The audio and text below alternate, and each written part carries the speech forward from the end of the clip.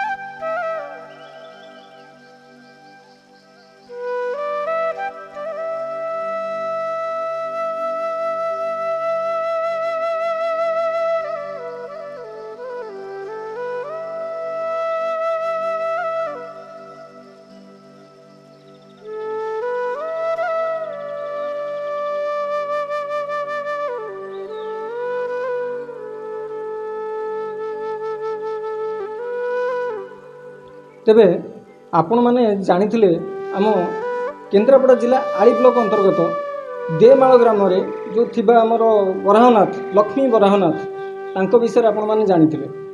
तेबे ठाकुर सेटिकी गले केमिते ता विषय भी जानिथिले आपण। तेबे आम पंडित आम पाखे अछंती आमे अछु जाजपुर जिल्ला रे यज्ञ बराहनाथଙ୍କ पाखे आमे अछु। तेबे आपण माने आम पंडितଙ୍କ ठारू अधिक किछि जानिया पाइबे। आसंतु पंडितଙ୍କ सहित कथा हबा। आपन को मोर प्रणाम। आपन को परिचयटा देबे। मन पड़ता पंडित कालंदी चरण बड़ी कालंदी चरण बड़ी। अच्छा आपन घर ये बराहनाथ। ठीक है धन्यवाद।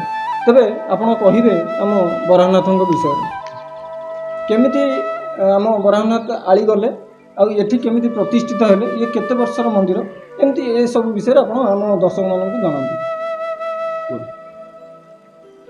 जाजपुर क्षेत्राधीश्वर हेले बराह क्षेत्राधीश्वरी हेले बिरजा जाजपुर क्षेत्र मालिक होती बराह। ये बराह हेले चारि अवतार यज्ञ बराह श्वेत बराह आदि बराह लक्ष्मी बराह। लक्ष्मी बराह आली राजा भक्ति महाप्रभु चलीगले आस्थान फांका पड़े जगन्नाथ बसुँ किंतु ये मुख्य बराह हो यज्ञ बराह जाजपुर क्षेत्र मालिक। यज्ञ बराह होती पुराण प्रसिद्ध आमर सबु शास्त्र मध्य लेखा अच्छी यज्ञ बराह बराह देहर समस्त यज्ञर जिनिष देहर उत्पत्ति से यज्ञ बराह। श्वेत बराह ये जो कल्प चलती कलिजुगर श्वेत बराह कल्प वैवस्वत मनु आम जो महावाक्य संकल्प उच्चारण कर श्वेत बराह ये अच्छा। लक्ष्मी बराह सी बराह को जो हिरण्याक्ष नहीं पृथ्वी की से लक्ष्मी नहीं सेठू उद्धार करने लक्ष्मी बराह होते कि बराह यज्ञ बराह श्वेत बराह लक्ष्मी बराह ये तीन बराह कलिजुगर अच्छा। आदि बराह लुप्त अच्छा। आदि बराह कौन ये ना से रही कलिजुगर समाप्ति समय से आदिर्भूत कौटी अच्छा कि आदि बराह पूजा आमर ये ना यज्ञ बराह श्वेत बराह लक्ष्मी बराह पूजा आ जाजपुर मालिक होती यज्ञ बराह।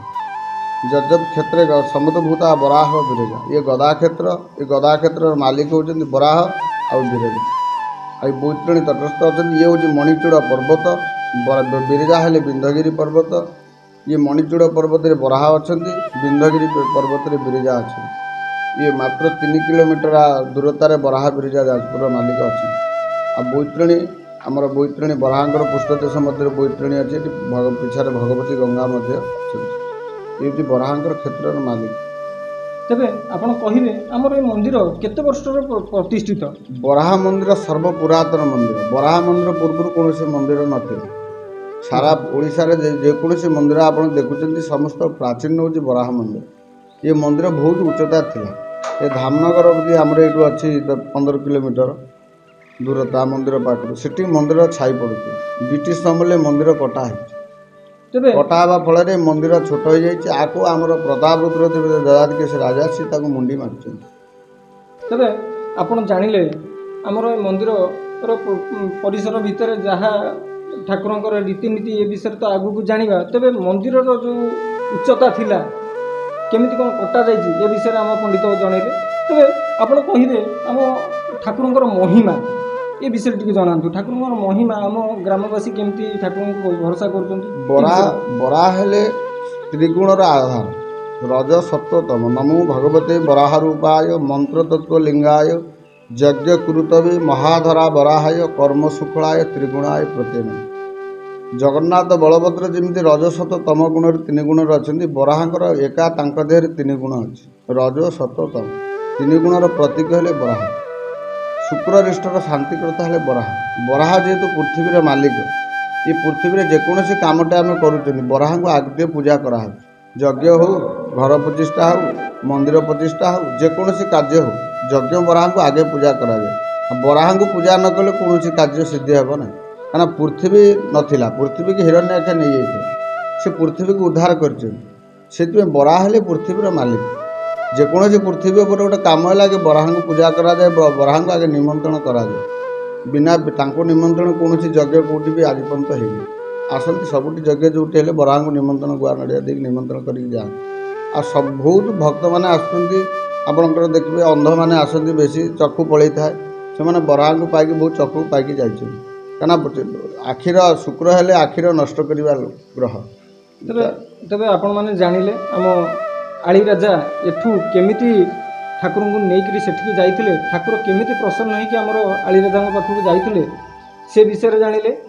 ଇଏ ଠାକୁର ଆମର ଯେ ଯାଜପୁର ଜିଲ୍ଲାରେ ଅଛନ୍ତି, ଇଏ ଠାକୁର ପ୍ରତିଷ୍ଠିତ କେବେ ଏ ବିଷୟରେ ବି ଜାଣିଲେ। ତେବେ ଆମ ପଣ୍ଡିତମାନଙ୍କର ଯେଉଁ ରୀତିନୀତି ପୂଜା କରିବାର ରୀତିନୀତି ଏ ବିଷୟରେ ଏବେ ଜାଣିବା। ଆପଣ କହିବେ ଆମର ପୂଜାର ରୀତି କେତେବେଳେ ଆରମ୍ଭ ହୁଏ, କେତେବେଳେ ଶେଷ ହୁଏ? ସୂର୍ଯ୍ୟ ଉଦୟ ହେଲେ ମହାପ୍ରଭୁଙ୍କର ପୂର୍ବରୁ ମଙ୍ଗଳ ଆଳତି ହେଇଯାଏ। ସୂର୍ଯ୍ୟ ଉଦୟ ପରେ ମହାପ୍ରଭୁ ସ୍ନାନ କରନ୍ତି। ଯେହେତୁ ବିଷ୍ଣୁ, ସୂର୍ଯ୍ୟ ଉଦୟ ନହେଲେ ତ ପୂଜା ନାହିଁ, ସ୍ନାନ ନାହିଁ। ସୂର୍ଯ୍ୟ ଉଦୟ ପୂର୍ବରୁ ମଙ୍ଗଳ ଆଳତି, ସୂର୍ଯ୍ୟ ଉଦୟ ପରେ ମହାସ୍ନାନ ସାରିଲା ପରେ ମହାପ୍ରଭୁଙ୍କର ବାଲ୍ୟ ପୂଜା ନୀତି ସମ୍ପନ୍ନ ପରେ ମଧ୍ୟାହ୍ନରେ ନୀତି ଅନ୍ନଭୋଗ ହେଉଛି। ରାତିକୁ ମହାପ୍ରଭୁଙ୍କ ବାଲ୍ୟ ଭୋଗ, ରାତି 9 ବାଜିଲେ ପହଡ଼। ଆଉ ମହାପ୍ରଭୁଙ୍କର ପର୍ବପର୍ବାଣୀ ଯଦି ପଚାରିବେ, ବରାହଙ୍କର ହେଉଛି ମୁଖ୍ୟ ପର୍ବ ବକୁଳ ଅମାବାସ୍ୟା, ବଉଳ ଅମାବାସ୍ୟା ଯାହାକୁ ଆମେ କହୁଛନ୍ତି ବରାହଙ୍କର, ଆଉ ଚନ୍ଦନ ପୂର୍ଣ୍ଣିମା, ଏଇସବୁ ହେଉଛି ବଡ଼ ବଡ଼ ପର୍ବ ତାଙ୍କର। ମହାବାରୁଣୀ ଯୋଗ ପଡ଼େ, ଏଠି ଲକ୍ଷାଧିକ ଲୋକ ପିଣ୍ଡଦାନ କରନ୍ତି। ବଡ଼ ପର୍ବ ସବୁଠାରୁ ବାରୁଣୀ, ଯାହାକି ପିତୃପୁରୁଷମାନେ ଉଦ୍ଧାର କରିବା ପାଇଁ ଏଠି ବୈତରଣୀ ପିଣ୍ଡ ଦେଇ ବରାହଙ୍କୁ ଦର୍ଶନ କରାଯାଏ। ଆ ଦେହରେ ବାରୁଣୀ ବହୁ ପ୍ରକାର ଅଛି। ମହାବାରୁଣୀ ଅଛି, ମହାବାରୁଣୀ ଅଛି, ମଧୁବାରୁଣୀ ଅଛି, ବହୁତ ବାରୁଣୀ ମଧ୍ୟ ଅଛି। ତେବେ ଆପଣମାନେ ଜାଣିଲେ ସବୁ କଥା। ଏବେ ମୁଁ ଆପଣଙ୍କୁ ଗୋଟେ ଜିନିଷ ଦେଖେଇବି। ଆପଣ ଯେଉଁ ବାରୁଣୀ କ'ଣ ଏଇଟା ଏ ବିଷୟରେ ଆପଣଙ୍କୁ ମୁଁ ଜଣେଇବି, ଏ ଭିଡ଼ିଓ ମାଧ୍ୟମରେ ଆପଣ ଦେଖିପାରିବେ। ତେବେ ଆପଣମାନଙ୍କୁ ଗୋଟିଏ ଜିନିଷ ଜଣେଇବି, ସିଏ ହେଉଛି ଆମର ପାରିପାର୍ଶ୍ୱିକ ଦେବତା। ପାରିପାର୍ଶ୍ୱିକ ଯେତେ ଦେବତା ଆମର ଅଛନ୍ତି ତାଙ୍କର ଛବି ଆମେ ଏ ଭିଡ଼ିଓ ମାଧ୍ୟମରେ ଦେବୁ, ଆପଣମାନେ ତାର ଦର୍ଶନ କରିବେ। ତେବେ ଆମ ବ୍ରାହ୍ମଣମାନେ ତାଙ୍କର ଖାଦ୍ୟ, ଏ ମନ୍ଦିରର ପୂଜା ଯେତେବେଳେ କରନ୍ତି ତାଙ୍କର ଖାଦ୍ୟ କ'ଣ ରହିଥାଏ ଏ ବିଷୟରେ କିଛି ଜାଣନ୍ତୁ, କାହିଁକିନା ଏଇଟା ନିହାତି ଦରକାର। ଏବେ ଆମ ବ୍ରାହ୍ମଣମାନେ ଯେଉଁ ପଣ୍ଡିତମାନେ ଆମ ଏଠି ଅଛନ୍ତି, ଏ ପଣ୍ଡିତଙ୍କର ଚାର କେତେ ବଢ଼ିଆ ଏ ବିଷୟରେ, କାହିଁକି ଆଳି ରାଜାଙ୍କ ପାଖରୁ ଆମେ ଯେତିକି ଶୁଣିଥିଲୁ, ଆଳି ରାଜା ଯାହା କହିଥିଲେ ଆମର ଯେତେ ପ୍ରକାର ମନ୍ଦିର ସବୁ ଅଛି ଆମ ଇଏ ଓଡ଼ିଶା ଭିତରେ ଯେତେ ପ୍ରକାର ମନ୍ଦିର ଅଛି, ଆମର ନିଆରା କେନ୍ଦ୍ରାପଡ଼ା ଜିଲ୍ଲା ଆଉ ଯାଜପୁର ଜିଲ୍ଲା ଆ ଭିତରେ ନିଆରା। ପଣ୍ଡିତମାନଙ୍କର ବ୍ୟବହାର, ପଣ୍ଡିତମାନଙ୍କର ଖାଇବାର ଚାର, ପଣ୍ଡିତମାନଙ୍କର ଚାଲିବ ଚଳନ ଏଗୁଡ଼ାକ ଆପଣ ଭିନ୍ନ ପାଇବେ ନିଶ୍ଚିତ ଭାବରେ। ମୁଁ ଏଇଥିପାଇଁ କହୁଛି, ମୁଁ ଏକୁଟିଆ ବ୍ରାହ୍ମଣ ବୋଲି କହୁନି।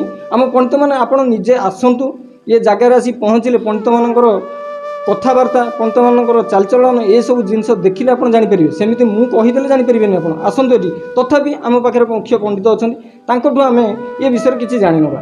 ତେବେ କହିବେ।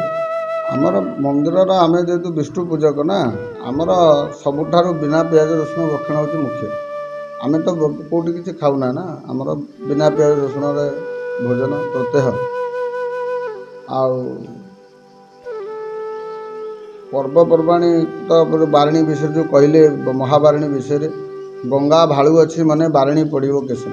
ଗଙ୍ଗା ପ୍ରତ୍ୟହ ଦିନ ଚିନ୍ତା କରନ୍ତି କେବେ ବାରିଣୀ ଯୋଗ ପଡ଼ିବ, ମୁଁ ଟିକେ ଯିବି ପାପ ଧୋଇବା ପାଇଁ। ନା, ଗଙ୍ଗା ଆସନ୍ତି ବୈତରଣୀ ସହିତ, କାହିଁକିନା ଗଙ୍ଗାଙ୍କର ବଡ଼ ଭଉଣୀ ହେଉଛି ବୈତରଣୀ। ଗଙ୍ଗାଠୁ 12 ବର୍ଷ ବଡ଼ ହେଉଛି ବୈତରଣୀ, 12 ବର୍ଷ ବଡ଼। ଗଙ୍ଗା ପାଖରେ ଆମେ ସମସ୍ତେ ଯାଆନ୍ତି ପାପ ଧୋଇବା ପାଇଁ, କିନ୍ତୁ ଗଙ୍ଗା କାହା ଦେହରେ ପାପ ଧୋଇବ? ଗଙ୍ଗା ବୈତରଣୀ ଦେହରେ ଧୋଇବ, କାହିଁକିନା ବଡ଼ ଭଉଣୀ। ଗଙ୍ଗା ବୈତରଣୀ ଯେତେବେଳେ ମହୋଦଧିରେ ସ୍ନାନ ଯୋଗ ପଡ଼େ, ଶତବିଶା ନକ୍ଷତ୍ର ଯୁକ୍ତ ହେଲେ ମହାବାରିଣୀ ଯୋଗ ହୁଏ। ମଙ୍ଗଳବାର ଶନିବାର ପଡ଼ିଲେ ମହାବାରିଣୀ ଯୋଗ ହୁଏ। ଆମେ ଆସନ୍ତି ଆମ ପିତୃପୁରୁଷଙ୍କୁ ପିଣ୍ଡ ଦିଅନ୍ତି, କାହିଁକିନା ଯମଦ୍ୱାରେ ମହାଘୋରେ ତବତା ବୈତରଣୀ ନଦୀ, ବୈତରଣୀ ନଦୀ ହଇଲି ପାର ଧର୍ମରାଜାର ଆଉ ନାହିଁ ଅଧିକା। ଏ ବୈତରଣୀ ନଦୀକି ଯଦି ଆମେ ଥରେ ପାର ହେଇକି ଆସିବା, ତାହେଲେ ଆମକୁ ଯମରାଜର ଦଣ୍ଡ ନାଗିବ ନାହିଁ ବୋଲି ଶାସ୍ତ୍ରରେ ପ୍ରମାଣ ଅଛି। ଗରୁଡ଼ ପୁରାଣ ଦେଖନ୍ତୁ, ସବୁ ପୁରାଣରେ ବର୍ଣ୍ଣିତ ରହିଛି। ତେବେ ଆପଣମାନେ ସବୁକିଛି ଜାଣିଲେ। ଆ ପରବର୍ତ୍ତୀ ଭିଡ଼ିଓରେ ନୂଆ ଏକ ମନ୍ଦିର ବୁଲିଯିବା, ମନ୍ଦିର ବିଷୟରେ ଅଧିକ କିଛି ଜାଣିବା। ତେବେ ଏଇ ଆଉ କିଛି ଅଛି ଆମ ପଣ୍ଡିତ କହିବେ? ଆମର ଯେଉଁ ପାର୍ଶ୍ୱଦେବତା ମନ୍ଦିର କହିଲେ, ଏଠି ଆମର ହରଗୌରୀ ରହିଛନ୍ତି, କାଶୀ ବିଶ୍ୱନାଥ, ଗୋଟେ ଲିଙ୍ଗରେ ଶିବ ଆଉ ପାର୍ବତୀ। ଆପଣ ଏତେ ବିରଳ ଦକ୍ଷିଣମୁଖା ଶିବ ମନ୍ଦିର ଆପଣ ବୁଲିଲେଣି, ଏଠି ଦେଖିବେ ଯେ ବିବାହଘର ହେଇପାରେ ନା, ଏଠି ହରଗୌରୀକି ବାହାଘର କରାଯାଏ। ଗୋଟେ ଲିଙ୍ଗ ଦେହରେ ପାର୍ବତୀ ଶିବ ଉଭୟ ଲାଗିଛନ୍ତି ଅଛନ୍ତି। ତାପରେ ଆମର ବାମନ ଅବତାର ଅଛନ୍ତି, ବିମଳା ରହିଲେ, ନବଗ୍ରହ ମନ୍ଦିର ରହିଲା। ଏସବୁ ମନ୍ଦିର ଏଇ ବରାହ ମନ୍ଦିର ପରିସର ଭିତରେ ମଧ୍ୟ ଅଛି। ତେବେ ଆପଣମାନେ ସବୁକିଛି ଜାଣିଲେ। ଆପଣମାନଙ୍କର ବହୁତ କିଛି ପ୍ରଶ୍ନ ଅଛି, ମୁଁ ସେ ପ୍ରଶ୍ନର ଉତ୍ତର ଦେବି, ନିଶ୍ଚିତ ଦେବି। ଏବେ ମୁଁ ଉତ୍ତର ଦେଇପାରୁନି, କ୍ଷମା କରିବେ ମୋତେ।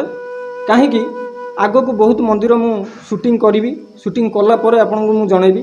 ମୋତେ ଯେଉଁ ସବୁ ପ୍ରଶ୍ନ ଆପଣମାନେ କରୁଛନ୍ତି, ମୁଁ ନିଶ୍ଚିତ ଭାବରେ ଦୁଃଖିତ। ଆପଣମାନଙ୍କୁ ଏବେ ମୁଁ ଉତ୍ତର ଦେଇପାରୁନି, ମୁଁ ଅକ୍ଷମ ଏବେ।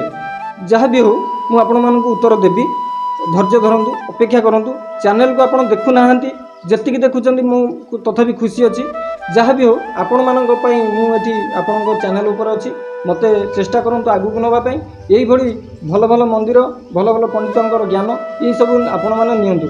ଆପଣମାନେ ଯେଉଁ ଚ୍ୟାନେଲ ଦେଖୁଛନ୍ତି, ଅବଶ୍ୟ ସେ ଚ୍ୟାନେଲ ଆପଣଙ୍କ ପାଇଁ ମୁଁ ଆଉ ଅଧିକା କିଛି କହିବିନି ଏ ବିଷୟରେ। ଆମ ପଣ୍ଡିତମାନଙ୍କର ପୂଜାର ସମୟ, ମୁଁ ଏବେ ପଣ୍ଡିତମାନଙ୍କୁ ଆଉ ମୁଁ ଅସୁବିଧାରେ ପକାଇବିନି।